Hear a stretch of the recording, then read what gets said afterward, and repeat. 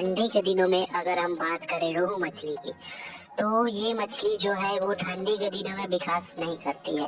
भोजन भी बहुत कम करती है और विकास भी न के बराबर करती है। तो ठंडी के दिनों में रोहू मछली विकास बिल्कुल भी नहीं करती है।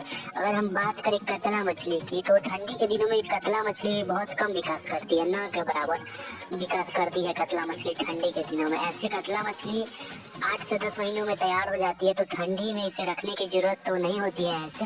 लेकिन फिर भी अगर बात किया जाए ठंडी के दिनों से, तो कतला मछली जो है ठंडी में विकास बहुत ही कम करती है या ना के बराबर करती है।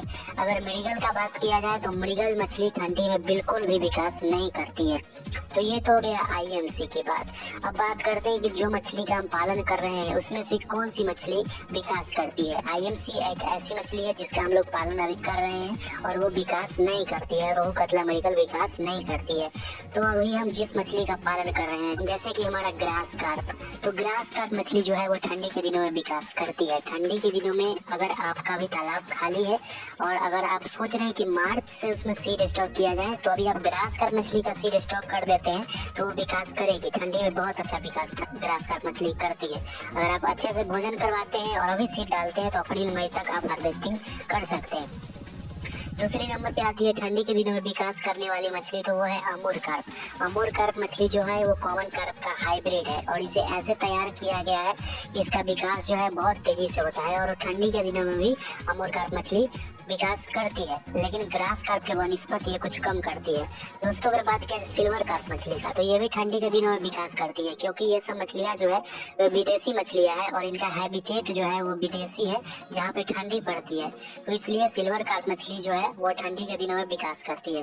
दोस्तों उसके बाद आता है हमारा कॉमन कार्प मछली, जिसे हम गोल्डन बोलते हैं। ये मछली जो है ये ठंडी के दिनों में बहुत अच्छे से विकास करती है और भोजन भी करती है। अगर आप फ्लोटिंग फीड अभी जाइएगा तालाब में डालने, ठंडी के दिनों में भी ये मछली तालाब के ऊपर आकर आपकी फ्लोटिंग फीड को बहुत आसानी से खाती है। तो कॉमन कार्प मछली जो है वो ठंडी में भी विकास करती है।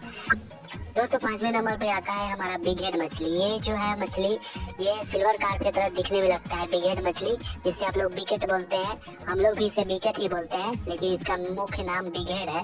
तो बिग हेड जो है वो ठंडी के दिनों में विकास करती है। यह 1 साल के पालन में 2 से 3 केजी की बहुत आसानी से हो जाती है, इसलिए ठंडी में भी ये विकास करती है। दोस्तों 6ठे नंबर पे आती है ब्लैक कार्प मछली। ये जो मछली है ये ठंडी में भी विकास करती है। आज मैंने आपको 6-7 प्रकार की मछलियों का नाम बताया जो विकास करती है, जिसका पालन आप कर सकते हैं। अगर कोई किसान भाई सोच रहे हैं कि किस मछली का पालन अभी किया जाए, तो ये मछलियाँ big head, grass carp, Amur carp, silver carp, common carp, black carp, इनका पालन आप ठंडी के दिनों में कर सकते हैं।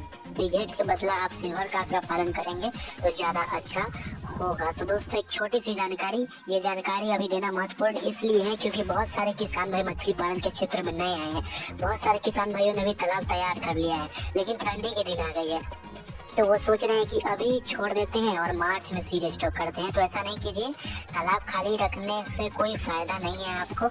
अभी क्या कीजिए कि ग्रास कार्प मछली का या सिल्वर कार्प का और अमूर कार्प, कॉमन कार्प, किसी भी मछली का आप सीड स्टॉक कर दीजिए। वो अप्रैल मई तक हार्वेस्टेबल साइज हो जाएगी, 1 केजी की बहुत ही आसानी से हो जाएगी। ग्रास कार्प मछली को आप ठंडी के दिनों में अच्छे से भोजन करवा सकते हैं। ग्रास कार्प मछली अच्छे से भोजन लेती है ठंडी में, कॉमन कार्प अच्छे से खाती है, सिल्वर अच्छे से भोजन करती है। तो ये सब कुछ मछलियाँ हैं जिनका नाम मैंने बताया, उसका पालन आप ठंडी के दिनों में बहुत ही आसानी से कर सकते हैं। सभी मछलियाँ विकास करेगी। अगर आप आईएमसी मछली का पालन करते हैं तो वो ठंडी के दिनों में ना के बराबर विकास करती है। और अगर आपके तालाब में अभी पंगेसियस मछली पड़ी हुई है तो उसे निकाल दीजिए, नहीं तो ठंडी में वो सभी मर जाएंगी। तो आपको करना है कि पंगेसियस को अपने तालाब से निकाल देना है। तो ये सब मछलियों का पालन आप कीजिए, बेझिझक कीजिए, सभी मछलियाँ ठंडी के दिनों में विकास करेगी।